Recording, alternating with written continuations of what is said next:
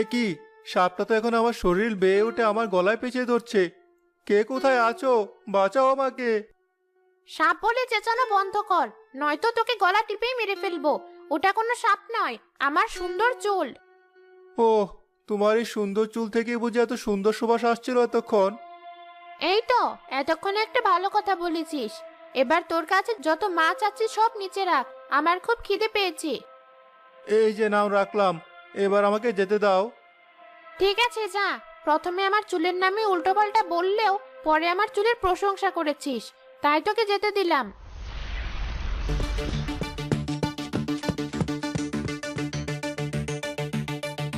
যাক বাবা, আজকের মতো বাঁচলাম।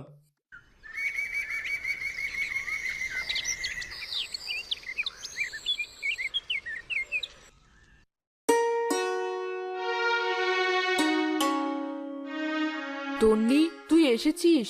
আমি তোর জন্যই এতক্ষণ অপেক্ষা করছিলাম। মামা মামি, তোমরা কেমন আছো? আমরা ভালো আছি। তোর আসতে কোনো সমস্যা হয়নি তো? না মামা, ঠিকঠাক ভাবেই এসেছি। তোর চুলগুলো এখনো সেই আগের মতোই সুন্দর আছে।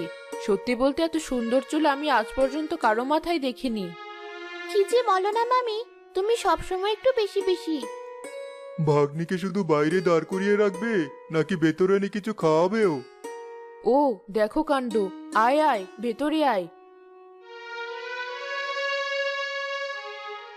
মিনু পেতনিটা যে কোথায় গেল খুঁজেই পাচ্ছি না।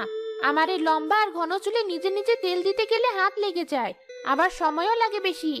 মিনু, এই মিনু, কোথায় গেলি তুই?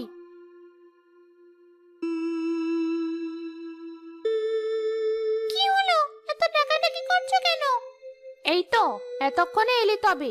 আয়, আমার কাছে এসে বস। এই তেলটা একটু আমার চুলে দিয়ে দে।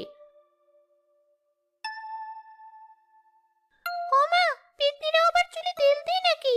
কোথায় পেলে এই তেল? পেয়েছে কোথাও একটা। তোর মতো কম চুলওয়ালি শাকচুন্নি এসবের কি বুঝবে? এখন এত কথা বলা বাদ দিয়ে আমার চুলে তেল দিয়ে দে। তা না হয় দিলাম। তেল দিয়ে দেওয়ার বদলে আমি কি পাবো? তোর পছন্দের ইলিশ মাছ পেয়েছি একটা, ভাবছি ওটাই তোকে দেব।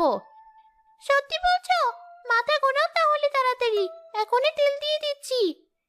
এই তো, এখন ঠিক জায়গায় এসেছিস।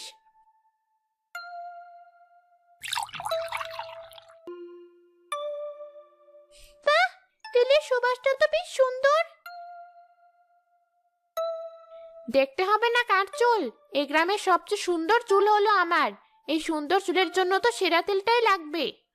পিকনি, তুমি গ্রামে আসা নতুন মেয়েটার চুল দেখোনি? না তো, কোন মেয়ে?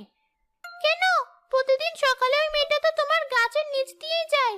ও, তুমি তো আবার সকালে ঘুমিয়ে থাকো, তাই হয়তো দেখোনি। আগে বল, ওই মেয়ের চুল কি হয়েছে? কি আর হবে, ওই মেয়ের চুল তোমার চেয়েও ঘন, কালো, লম্বা আর সুন্দর। বলিস কি? এ কি করে সম্ভব? আমি বেঁচে থাকতে এই গ্রামে শুধু আমাদের বংশের মেয়েরাই এমন সুন্দর চুলের অধিকারী ছিল। এই মেয়ে আবার কোথা থেকে উড়ে এলো? আমি অত কিছু জানি না, নিজ চোখে যা দেখেছি তাই বললাম। আমার কথা বিশ্বাস না হলে তুমি না হয় কাল সকালে নিজ চোখেই দেখো। তাই করতে হবে। আমিও দেখতে চাই কে সেই মেয়ে যার চুল আমার চুলের চেয়েও সুন্দর।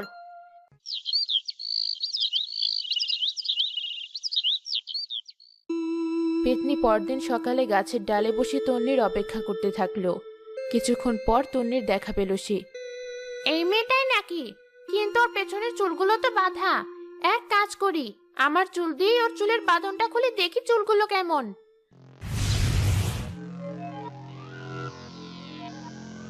বাতাসে আবার আমার চুলগুলো খুলে গেল। কি যে করি চুলগুলো নিয়ে? চুলের ক্লিপটা যে কোথায় গিয়ে পড়লো এখন তাও খুঁজে পাচ্ছি না। মিনু পেতনি তো ভুল কিছু বলেনি, সত্যিই তো দেখছি এই মেয়ের চুলগুলো অনেক সুন্দর, এমনকি আমার চুলের চেয়েও।